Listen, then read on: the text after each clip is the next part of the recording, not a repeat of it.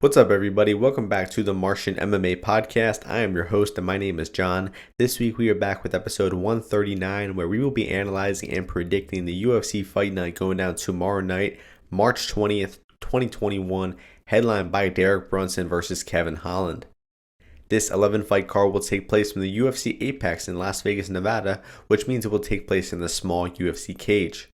Just a quick recap of last week. I did predict only 5 out of 13 fights correctly, 5 fights correct, 6 fights incorrect, and 2 fights were no contests, but I still did manage to scrape out a 1.5 unit profit on my BetMMA page, so make sure you check out my official bets. Make sure you listen to where I say the betting value is on these fights. It's not all about picks, because as you saw last week, I predicted more fights wrong than correctly, but I still managed to come out with a profit in official track bets. You can find my track bets on my BetMMA tips page, which can be found in the Twitter bio and the YouTube description. You can also just Google BetMMA tips, Martian MMA, and you'll find my profile. I already have 2 bets tracked for this event. It was supposed to be 3, but Dontel May's bet got canceled, and we're left with 2 official bets as of now, but I will add more as we go, so make sure you check before the UFC event starts tomorrow around 5 or 6 p.m. to find my official plays. So we're going to start things off with the first fight in the flyweight division. We have JP Buys as the minus 139 favorite to Reneau-Chiasson as the plus 119 underdog. I agree with where this line is at now. It was much wider earlier in the week. I actually got in on Silva at plus 188 a few days ago. I tracked that bet on my BetMMA tips page just for a half a unit, but I really like Silva in this fight. I wish I would have gone more, honestly, because after taping this fight, I'm really confident in Silva. I'm pretty underwhelmed with JP Buys. JP Buys is making his UFC debut here. He seems like primarily a grappler. He kind of marches forward aggressively at times, doesn't have the best striking defense, kind of willingly eats punches on his way inside of the pocket and looks to get that takedown. And he does look like a good grappler. He has good top position, good submissions, but he just hasn't really fought anybody that good. And I think that Reneau-Chiasson has pretty good takedown defense. He can scramble even if he gets taken down. Silva is coming off of a loss in his last fight to Ulanbekov, but I think he showed a lot of good things in that fight. His defensive grappling looked good, his takedown defense, he showed ability to scramble even if he gets taken down. So I don't think that Silva will be in too much trouble here. I think he'll be able to defend takedowns of Buys. Even if he gets put in some bad spots on the mat, I think he will defend, he will get back up to the feet. And I think that Silva has a striking advantage here. I think he's got a cardio and experience advantage. And as long as Silva is able to avoid getting subbed in the first round or two, I think Buys should start to slow down. Silva's going to start to take over, land the better strikes. We might even see Silva hit a takedown and get some top position time as well, because he has been known to hit offensive takedowns. I just think Silva's a lot more well-rounded. I think he's got more experience. He's a better overall fighter, and as long as he can avoid getting subbed early here, I'm picking him to win here. So the pick for me is going to be Silva. I like him as an underdog here. Even at plus 119, there's probably still some value left on him, considering I could possibly cap him as a favorite here. I really think that Buys needs takedowns or he won't win at all. So Buys is pretty one-dimensional, not too impressed with him, and I think Silva gets his win, his first UFC win here, and defeats Buys as an underdog. So the pick is going to be Silva.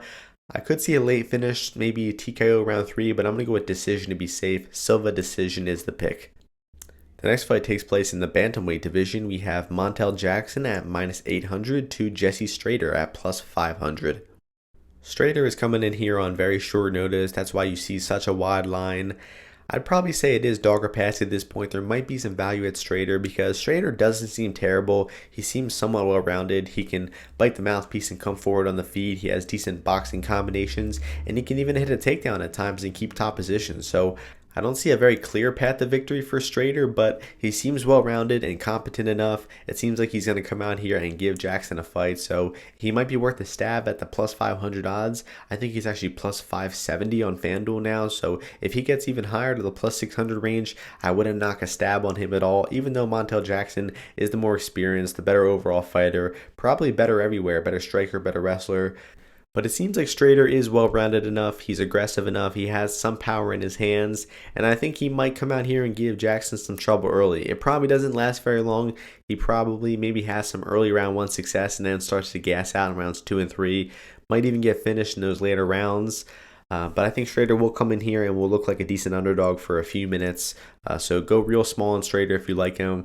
Maybe check out those 2-3 props for Jackson here, because he probably does find a late finish somewhere along the lines. Strader is coming in late notice. He did miss weight. So that's not a good sign for his cardio, and Jackson probably finds a finish here in rounds 2 or 3. So let's go with a round 2 submission pick here for Jackson. Money line is dog or pass, but maybe look at some round 2, round 3 props for Montel Jackson. The next fight takes place in the middleweight division. We have Reneau-Chiasson as the -120 favorite to Trevin Giles as the +100 underdog. I agree with where this line is at. Giles has been getting bet pretty consistently throughout the week, and I agree with that action. Dolidze is coming in here on short notice, and he's also dropping down a weight class. He has fought at the 205-pound weight class for most of his career, even as recently as December 5th. So just about 3.5 months ago, he was weighing 205. Now he's dropping down to 185. He has made the weight successfully, but I still have some questions over Dolidze. He might be coming off steroids, and that's the reason for the weight drop. Who really knows what the motivation behind it is, but it can't really mean too well for his cardio, considering he does like to grapple a lot.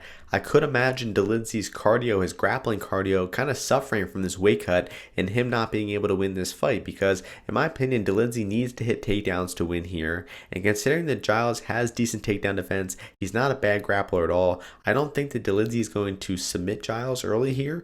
So if Dolidze wants to win this fight, I think he's going to have to hit takedowns and keep top position in multiple rounds. And he does have decent wrestling. He is a decent grappler, but I just haven't seen enough grappling skill, enough reliable wrestling for me to trust Dolidze in this spot here, especially with the weight class down. In terms of striking between these two, I think Giles is the better overall striker. I think he's more active, he's more accurate, he does more damage with his strikes. Dolidze is kind of low volume, kind of explodes with the occasional power shot. He does have some power. He has knocked out some of his opponents with his kicks and whatnot, but I think he's kind of reliant on those power shots. He's not really a consistent fighter, and I think when this fight is on the feet, Giles will be winning the minutes, and he will be winning the striking, and as long as he can stuff takedowns and avoid being stuck on his back for long periods of time, I think Giles should win this fight. I've seen good enough takedown defense from Giles.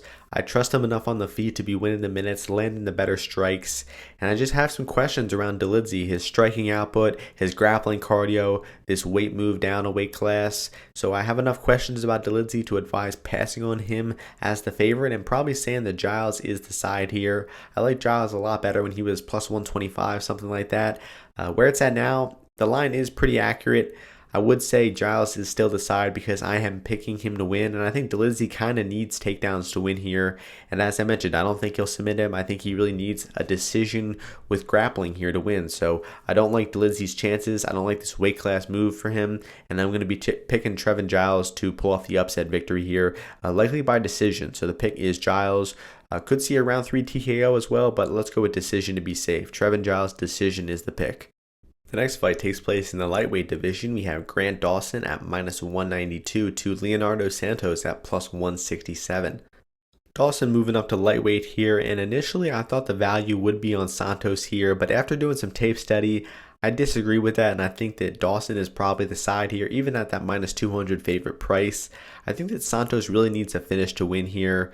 And even though he's a jiu-jitsu type of guy, I don't think it's going to come by way of submission. I think that if Santos wins this fight, it's going to be by hurting Dawson on the feet and knocking him out with strikes. Because if this fight goes to the floor, I think that Dawson will be the better grappler at this point in their careers. I think he's the better wrestler. He's much more athletic. And considering how Leo Santos looked in the second half of that fight against Bogatov, I just didn't really like what I saw. Sure, he rocked Bogatov bad and was chasing a finish. He didn't get that finish and he gassed out. But Leo Santos was severely gassed out at the end of the second round there. And if it weren't for those breaks with the referee for the fouls, he might have lost that fight by finishing round 3, because I mean he was corpse gassed, and that's not really a good sign you want to see. That was a pretty easy fight for Leo Santos, and he really emptied his gas tank at a bad time and kind of cardio gassed himself there.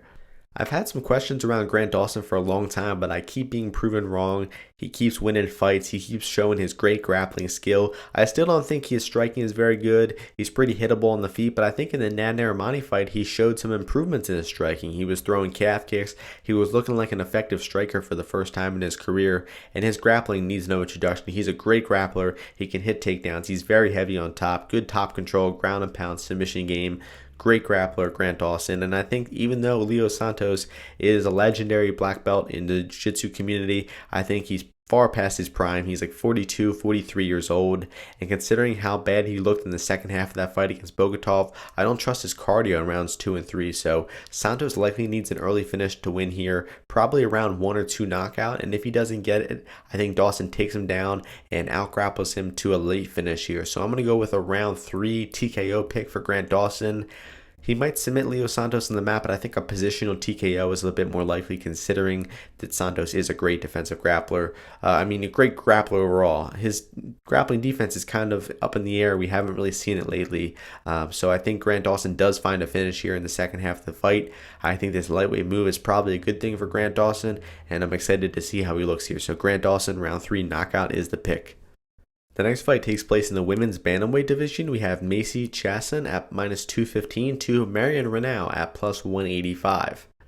Just want to give a quick shout out to everyone listening to the podcast. Thank you for showing support. I appreciate you all a lot, and I value your time, so I will not waste your time by analyzing this fight for long. This is a really low-level fight. Neither of these women are very good. Reneau is like 43 years old, but honestly, Reneau is probably the value side here. It's going to be a close, sloppy, clinch-filled fight, probably some sloppy striking, a lot of clinching and grappling between these two. It's going to be real ugly. I could see it going to split decision. If this fight does finish, it's probably going to be Chiasson just wrecking her in round 1 with her swarm of strikes that she knocked out Mazzani with and stuff like that.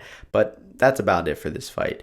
Chiasson could finish early, but if it goes to decision, it's likely going to be a close, grindy, split decision type of fight. So it's dog or pass. The value is on the 43-year-old Reneau here, and I probably wouldn't advise betting on this fight at all. It's going to be pretty ugly. Oh, by the way, official pick, let's go with Chiasson decision. The next fight takes place in the women's strawweight division. We have Cheyenne Buys as the favorite at -340 to Montserrat Ruiz as the +265 underdog. Again, not going to waste too much time on this fight. Ruiz is coming in here on very short notice, and she looks like a really bad fighter. I mean, she goes for head and arm throws in almost every single one of her fights, which is a telltale sign that you suck at mixed martial arts. So I don't think that Ruiz has any chance to win this fight besides a sloppy takedown and some dominant position on the ground. But even then, Ruiz looks sloppy on the feet, looks like a terrible grappler. Cheyenne Buys, on the other hand, actually looks pretty promising. She had a really good performance in the Contender Series. She's fought and beaten the better competition, and Buys actually looks pretty well rounded. She looks good in the clinch. She can hit takedowns and keep top position, defend submissions, defend takedowns, and her distance striking looks pretty good as well. So I give Cheyenne Buys every advantage in the world here. I would be absolutely shocked to see Ruiz pull off this upset, and Cheyenne Buys should win via domination. I could even see her finding a finish. Let's go with a finish. Round 3 TKO for Cheyenne Buys. The next fight takes place in the welterweight division. We have Max Griffin as the favorite at -210 to Griffin-Song as the +180 underdog. I agree with this line, and I think that the value is probably on Max Griffin at this money line price. If you like Griffin-Song in this fight, I would advise just taking it by knockout, because in the striking, he is pretty low volume. He's very reliant on those power shots, getting knockdowns or knockouts, and if he doesn't get that, he's not a very good striker. He was struggling with Aldana not that long ago. He wasn't checking leg kicks. He got hit with a lot of leg kicks in that fight. Griffin-Song's takedown defense is also very bad. He likes going for guillotines and kimuras. He doesn't have much real takedown defense. He kind of just flops to his back and goes for submissions. And against Max Griffin, a guy who shoots a lot of takedowns, who's a pretty solid wrestler, I think Max Griffin does hit takedowns here. I think Griffin outstrikes him on the feet as well, but Griffin really likes mixing in takedowns and keeping top position. He's not the most active guy from top position, but I think he will win the fight comfortably, and he might even pour it on for a late finish. As we saw in Griffin's last fight, he can be a kind of damaging fighter, and he did pour it on Brahima and get a round 3 stoppage in that fight. He pretty much elbowed Brahima's ear off in that fight, so Griffin could do some damage late and find a finish, but I'm going to go with decision to be safe. I think Max Griffin is the side here, even at that -210 price tag, and I think he probably wins a pretty wide decision here. Might even find a late finish, so I'm going to go with decision. 30-27, Max Griffin is the pick. The next fight takes place in the bantamweight division. We have Adrian Yanez as the -220 favorite to Gustavo Lopez as the +185 underdog. I think this line is pretty wide. Yanez is getting a bit overrated after coming off of some flashy knockouts. But when he's not getting those knockouts, I think he has a lot of holes in his game. He can be pushed against the cage pretty easily. We have seen him taken down a lot in fights. He's not a terrible defensive grappler, but I would say that that's probably his biggest weakness. He also just doesn't have good boxing defense. He kind of marches forward very aggressively, doesn't have the best defense. He trusts his chin too much, and he gets into some pretty wild exchanges. Like if you watch his fight against Rodriguez, a non-UFC level opponent who came in on short notice, Rodriguez actually was tagging him with some punches before Yanez eventually landed that knockout. On the other hand, we have Lopez, who I think is pretty solid everywhere. He came into the UFC on short notice versus Merab, put up a pretty decent fight. He got taken down a lot in that fight, but he kept bouncing back up to his feet. He never quit. He showed a lot of heart in that fight. And in his last fight against Burchak, he rocked him early with some punches. He got a submission early on in round 1 of that fight. So I think Lopez is pretty well-rounded, probably the more well-rounded of the two. He can hit takedowns, can keep top position at times. He comes forward on the feet and throws hard. He also doesn't have the best defense, but he swings really hard. He looks durable, and I think these two could be getting in some wild exchanges in the feet where I'm happy to take the plus 185 underdog when these guys are going to be going toe-to-toe in even exchanges. And I think that Lopez probably has the the wrestling advantage here. He might have a cardio advantage as well. I think Yanez is pretty untested late in fights, but I do think that Lopez will be able to hit takedowns here. He may be able to keep top position for a few minutes, and I just expect this fight to be really close. I think that Yanez should be closer to minus 170. He should be a slight favorite because he is the cleaner striker. Lopez is a bit lazy defensively, and I could see Yanez just clocking Lopez and putting him out, but I think Lopez is going to come forward. He's going to make this fight grindy, and he's going to make it real close, and I think he has a good chance to pull off the upset.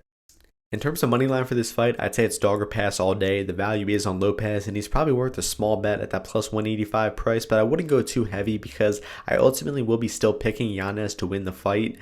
Lopez's defense is pretty bad. He's very hittable, and considering I do think that Yanez is the more precise and technical striker, I do kind of favor him to find the chin and probably knock out Lopez at some point, but it would not surprise me if Lopez is tough, his game, he turns this fight into a grindy decision type of fight, and he might even pull off the upset here. So Yanez knockout will be the pick for me, round 2 knockout, but it's dog or pass, and I would not advise laying that chalk on Yanez at this price.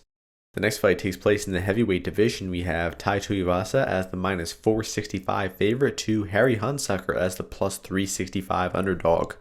This line seems a bit wide, honestly. Hunsucker is coming in here on very short notice, and Hunsucker is a bad fighter. He's fought in really low-level competition. He's got some pretty sloppy boxing. He doesn't have good defensive grappling. He was on the Contender Series against Vandera not that long ago. He was doing good winning that fight with his boxing, but he got taken down one time and kind of shelled up like a turtle and just ate some ground and pound and got finished pretty quickly there.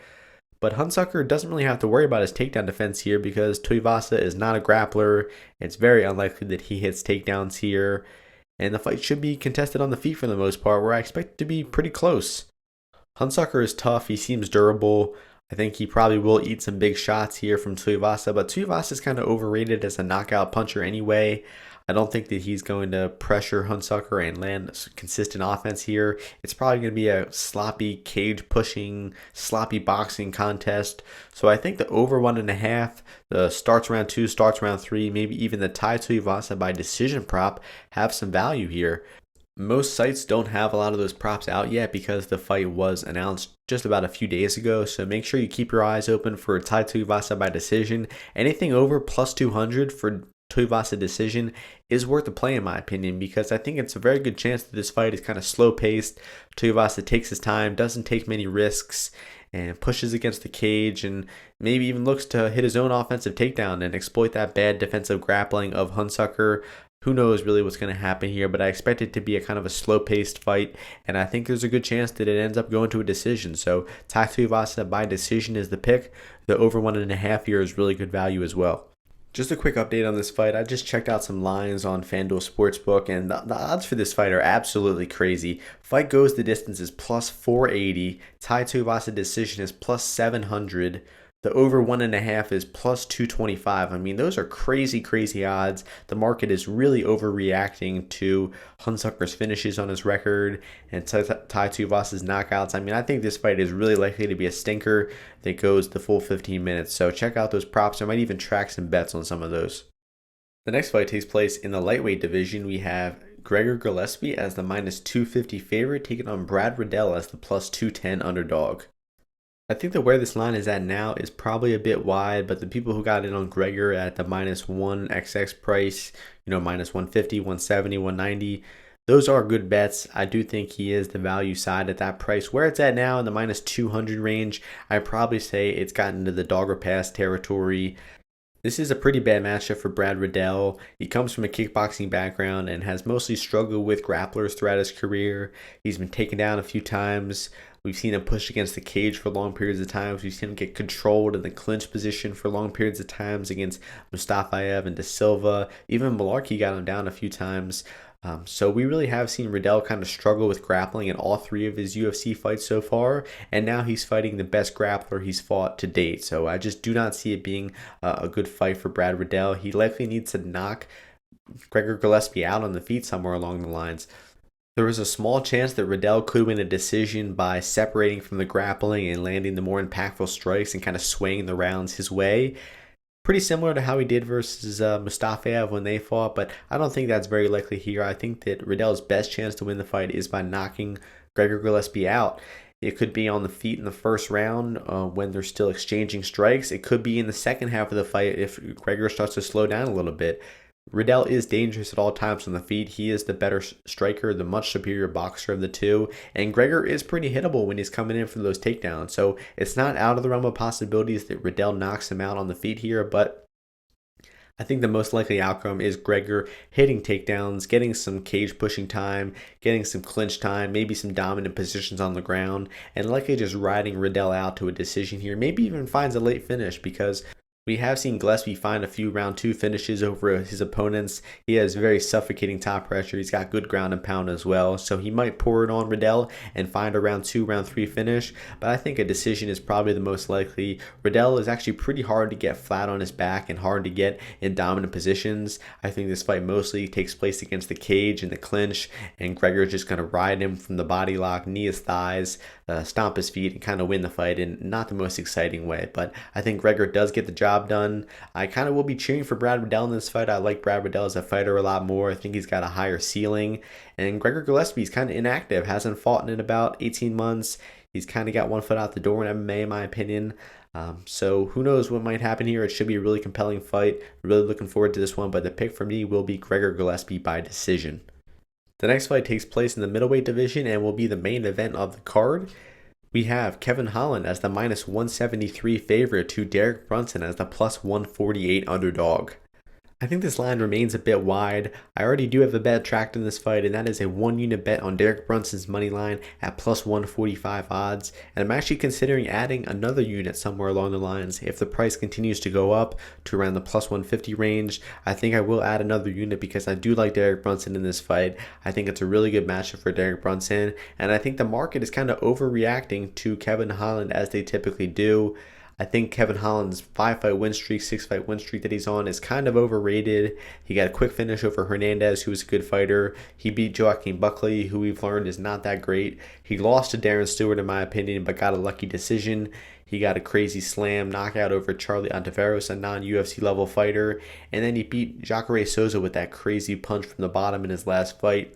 So sure, Kevin Holland has gotten some flashy finishes in his past few fights, but in terms of his overall MMA game, I think he still has a lot of the same weaknesses that we've seen from day one in his UFC career. He still gets taken down very easily. He's very content to play off of his back, whether he's throwing up submissions or throwing up ground and pound off of his back. He just has very bad takedown defense, partially because he's content being on his back at times, but that's a very bad place to be against Derek Brunson, because Derek Brunson is a great wrestler. He can hit all different types of takedowns. He can keep top position. He lands hard ground and pound on the ground. I think that Brunson could be in some trouble early on the ground in the first round or two when Holland is still fresh, when he's still throwing up those guard submissions, that crazy ground and pound off of his back. But as long as Derek Brunson can avoid getting finished in rounds 1 and 2, I think his cardio, his experience, and his wrestling advantage will come into play big in the later rounds in this fight. I think rounds 3, 4, and 5 really favor Derek Brunson. I think he's got more experience late in fights. And most importantly, we've seen Kevin Holland struggle in 3-round decision type of fights. The Darren Stewart fight most recently, he got taken down and stuck on bottom for most of round 3 of that fight. He had a close decision with Alessio Di Chirico, he had a close decision with Gerald Meerschaert, and he got taken down a lot in all those fights. So I just think that Kevin Holland is not as good of a fighter as the market is kind of rating him to be right now. I think he is being overrated coming off of that long win streak and all those flashy finishes. And I think Derek Brunson is a pretty consistently underrated fighter in the betting market. And that was proven by his last fight. He was a plus 300 underdog against Edmen Shahbazyan. He looked like a favorite out there. He looked like he would win that fight at a very high clip, and he ended up finishing Shahbazyan in round 3 of that fight. Now, getting down to analyzing how the striking will play out between these two, I think the striking exchanges will be very competitive and both guys will have success at times throughout the fight. I would give a slight striking advantage to Kevin Holland right now because of his speed and boxing advantage. But Brunson is not a bad striker at all. He looked very good on the feet in his past few fights. He's been looking a lot more composed lately. He's not bum rushing people and trying to knock them out in round 1. He looks much more composed. He looks better at distance. He's been throwing nice combinations, mixing up his punches and kicks. His left kick looks really good. And I think the southpaw striking of Brunson could give Holland some trouble on the feet here. So that's why I think that the striking will be competitive. I could see both guys having success. But getting down to the grappling here, I do give one guy a big grappling advantage, and that is Derek Brunson. I know that Kevin Holland is probably a better submission grappler. He's better at jiu-jitsu, but in terms of wrestling, cardio, top position, I think that Derek Brunson is much more reliable to hit takedowns, to keep top position, and to do damage from top position as well. And as I mentioned earlier, as long as Kevin Holland does not find a finish in rounds 1 and 2 here, I think that if the fight gets into rounds 3, 4, and 5, that heavily favors Derek Brunson, and we likely see Derek Brunson pour it on for a knockout in rounds 3, 4, and 5. And that will be my official pick. I'm going to go with Derek Brunson by 4th round knockout. I just think the wrestling, the top pressure, the ground and pound, and the non-stop pressure on the feet from Derek Brunson will be too much for Kevin Holland, and I think he pulls off the upset here. I'll reiterate it again. I think Kevin Holland gets pretty consistently overrated in the betting lines, and Derek Brunson is consistently underrated. And I think that Derek Brunson pulls off another upset victory here, and I'm picking him and betting him to do so. So that is going to do it for this podcast. We analyzed all 11 fights on tomorrow night's UFC card. Not the greatest card on paper, but I think there will still be a few good fights, and there are some good betting spots as well. I already have 2 track bets on this card. I have Silva plus 188, and I have Derek Brunson plus 145 that I will likely add some more onto. So make sure you follow me on BetMMA tips. Make sure you follow me on Twitter. Keep updated with my official bets that I will update in the next 24 hours. So keep posted for that. Thank you all for listening. Hope you all enjoy the fights and win some bets this weekend. And I will see you all before the next UFC event next week. Peace.